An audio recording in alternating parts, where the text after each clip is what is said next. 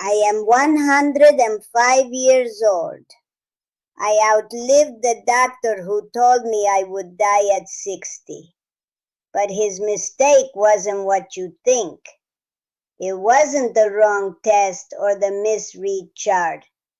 It was something much quieter, and I let it steal 45 years from me.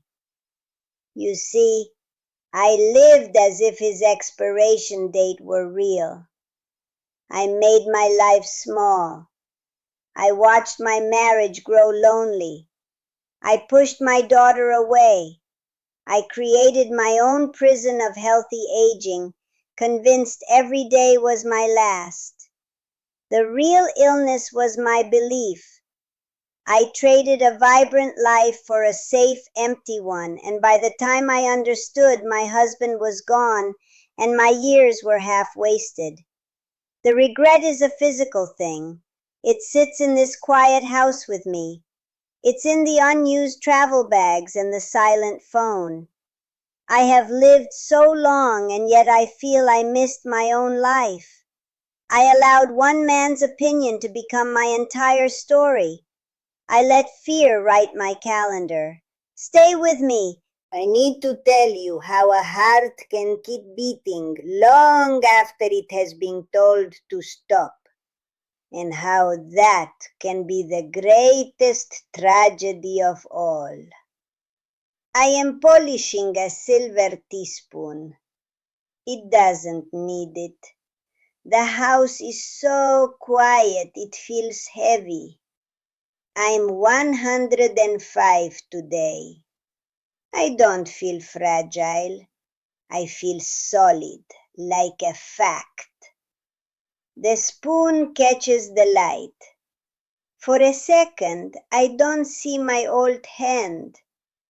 I see myself at 40, in a doctor's office, holding my breath. Back then, my world was certain. I was a librarian, I was a wife to Thomas, a mother to Miriam.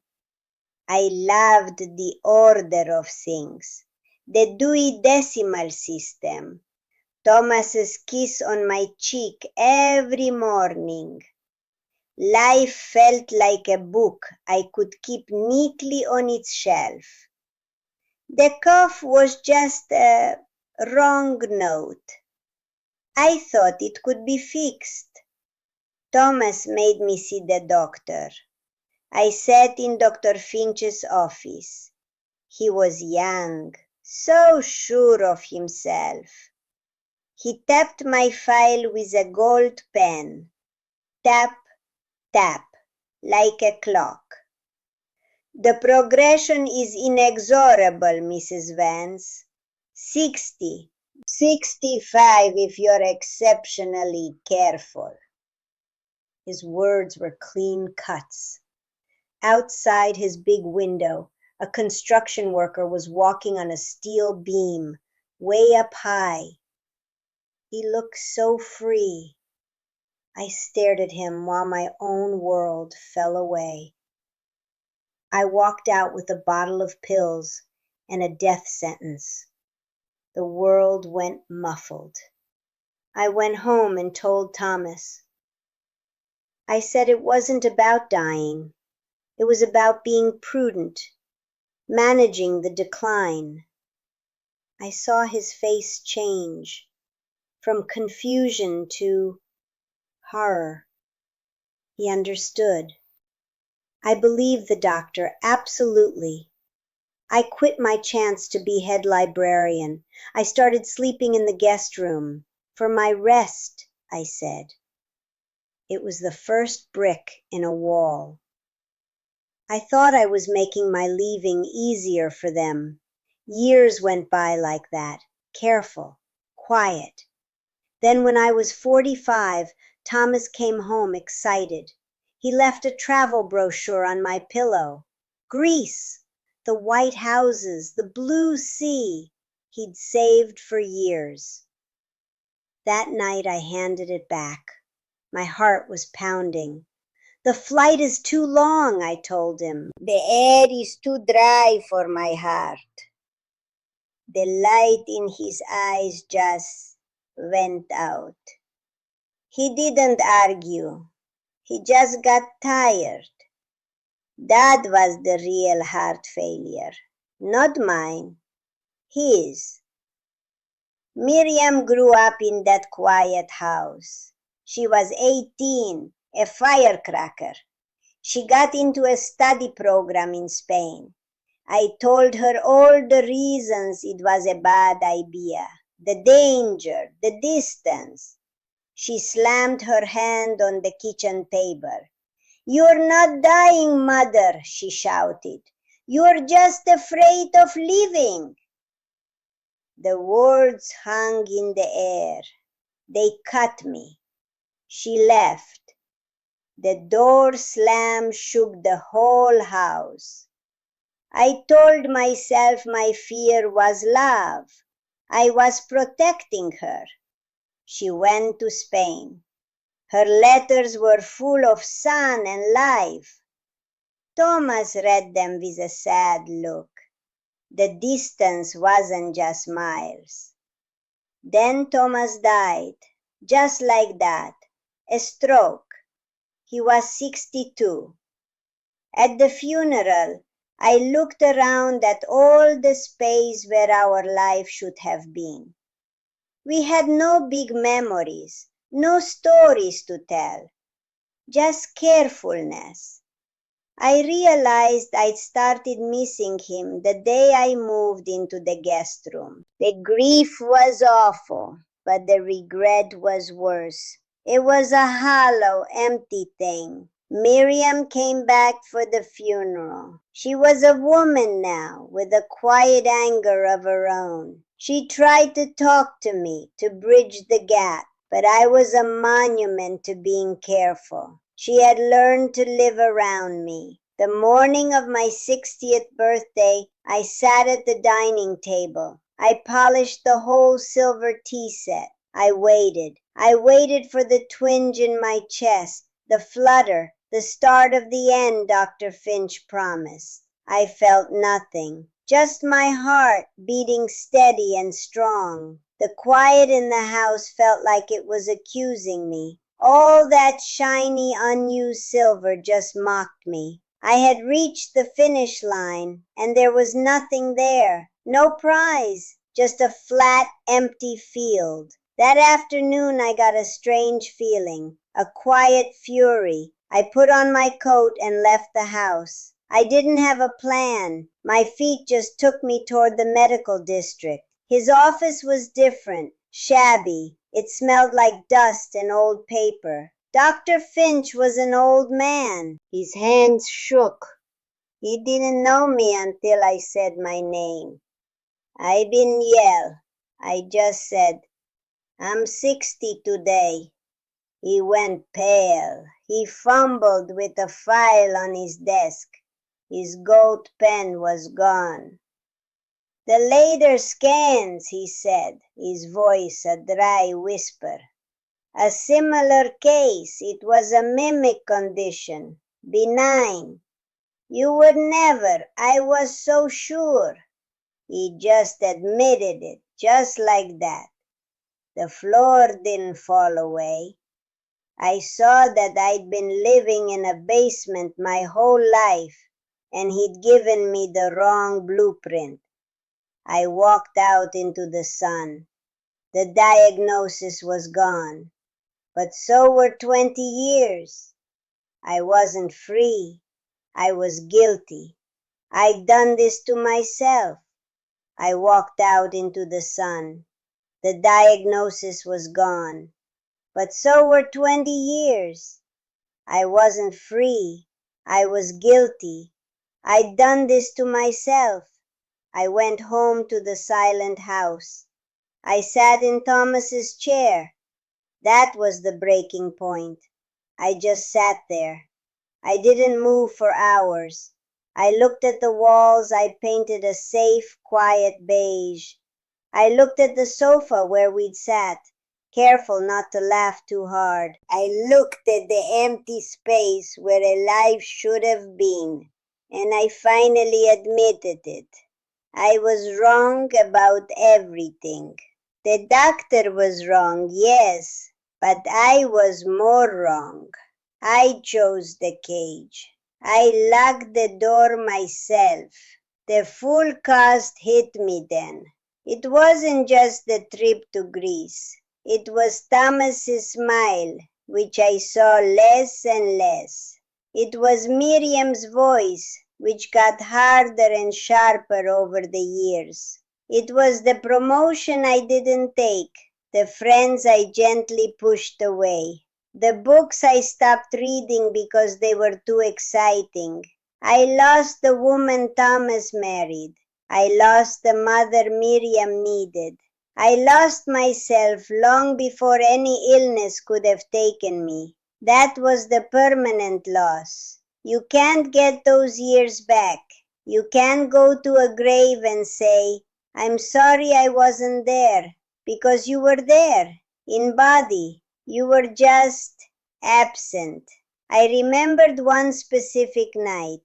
Miriam was home from Spain for Christmas. She was trying. She was telling a story about a train ride to Barcelona. She was laughing, her hands moving in the air. Thomas was watching her, his face so full of love it hurt to see.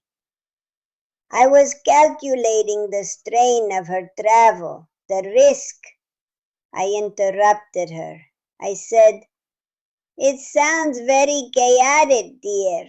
Weren't you frightened?" She stopped. The light went out of her. She looked at me and then at Thomas. She said, "You know, Dad, it's like talking to a ghost." Then she got up and left the room. Thomas didn't follow her. He just looked at me, and his eyes were so tired. He said, "Ilara, she just wants her mother." That was it. That's all he said. But it broke me. I'll never forget what he said. She just wants her mother.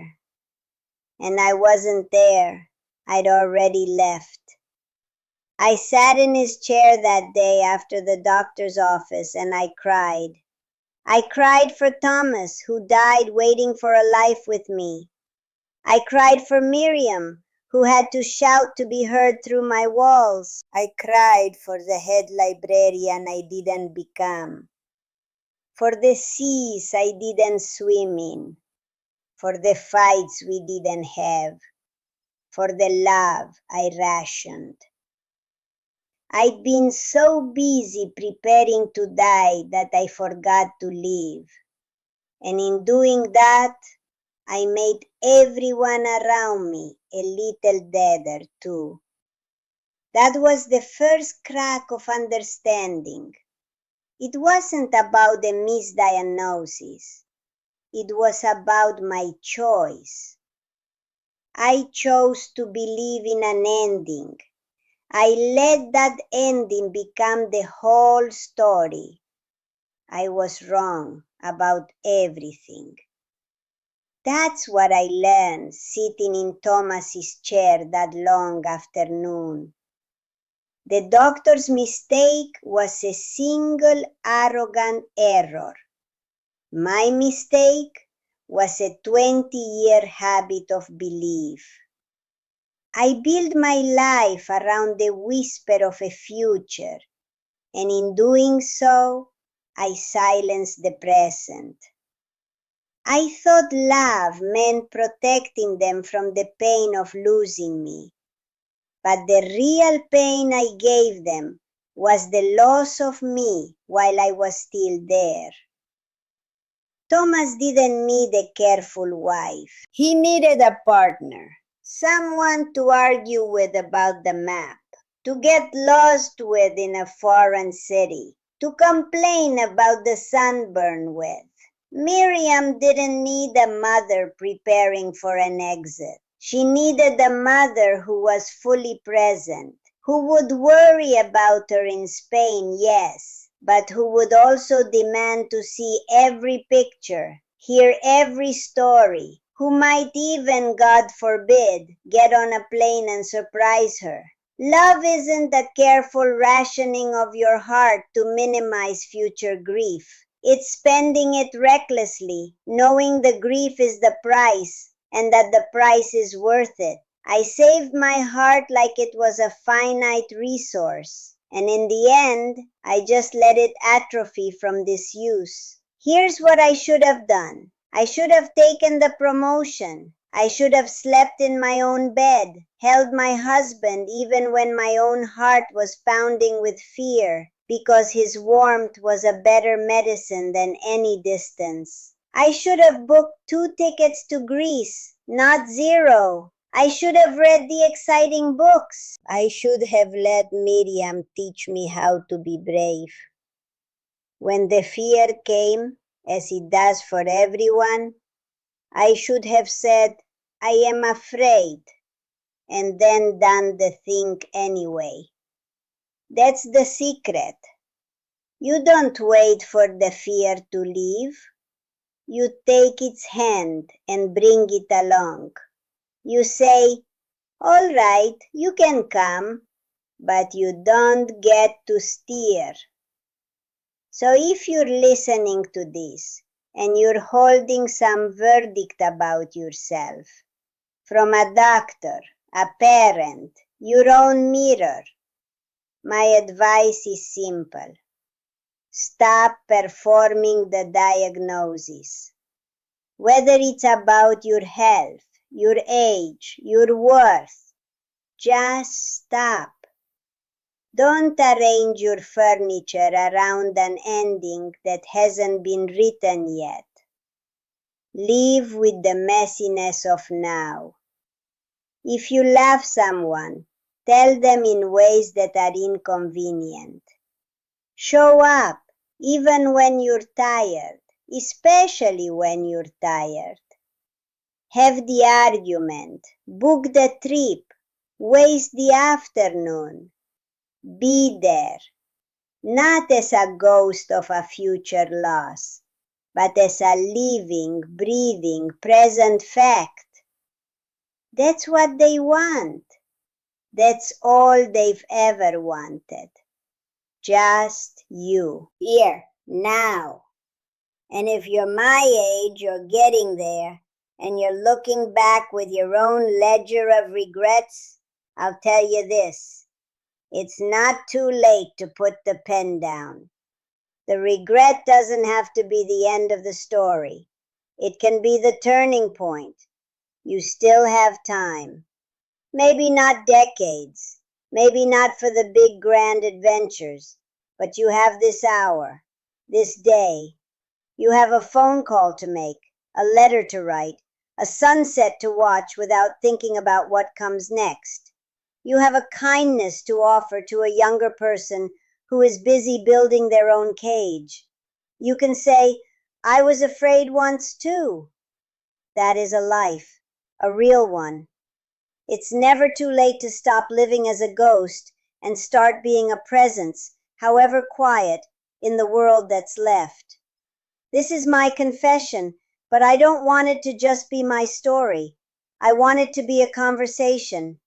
If this quiet reckoning of mine meant something to you, if it echoed a fear or a regret of your own, then do something simple with it. Help it reach someone else who might be sitting in their own version of that quiet, careful house. Subscribe to this channel and turn on the notifications. It's a small thing, but it means these stories of lives lived and lessons learned, often too late, can find their way to the people who need to hear them before the years stack up. Leave a like, a little digital nod that says, I heard you. And in the comments, I'd like to ask you one thing.